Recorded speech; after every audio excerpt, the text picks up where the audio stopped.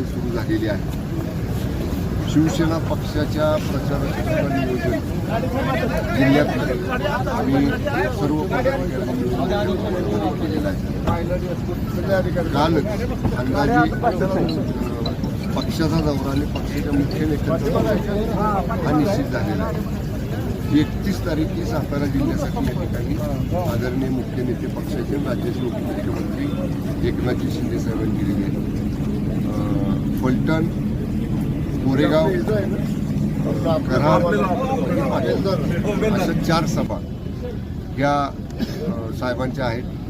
तर कराड आणि सातारा तालुका मिळून आम्ही मध्यवर्ती कराड तालुका आणि सातारा तालुक्यातले कोरेगाव खटावचं काही मतदारसंघ म्हणून मध्यवर्ती आम्ही उमरस ठिकाण निवडलेलं आहे एका सभेसाठी. कराड आणि पाटणसाठी मध्यवर्ती ठिकाण आम्ही तांबवे. तर अशा पद्धतीचं नियोजन केले. आज उमरसच्या सभेसाठी बघा 60-70-100 पदाधिकारी आमचे सगळे होते.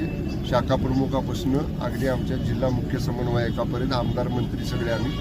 आणि यशस्वी सभा पदाधिकाऱ्यांनी करायचं नक्की केलेलं आहे.